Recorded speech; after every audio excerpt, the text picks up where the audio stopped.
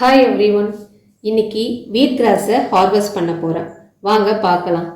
8 நாளைக்கு முன்னாடி விதை போட்டிருந்தேன். இப்போ பாருங்கள் எவ்வளோ அழகாக வளர்ந்துருக்குன்னு.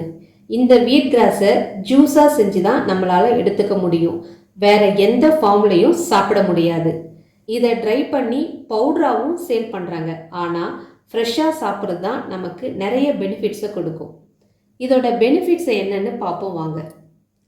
கேன்சர் போன்ற கொடிய நோய்க்கு இது ஒரு அருமருந்தாகவும் இருக்குது. இந்த வீட் கிராஸு கேன்சர் செல்லை தடுக்கவும் செய்து குறைக்கவும் செய்யுது. இதில் விட்டமின்ஸ், மினரல்ஸ், அமினோ அமிலங்கள் இருப்பதனால இது புற்றுநோய்க்கான எதிர்ப்பு மருந்தாகவும் செயல்படுது. ஹீமோகுளோபினை இன்க்ரீஸ் பண்ணுறதுல இந்த வீட் கிராஸ் மிகப்பெரிய ரோல் பண்ணுது. நோய் வந்ததுக்கப்புறம் ஆயிரமாக செலவு பண்ணி மருந்து சாப்பிட்றதுக்கு பதிலாக நம்முடைய தினசரி வாழ்க்கையில் இந்த மாதிரியான உணவுகளை தேடி அறிந்து கொள்வோம்.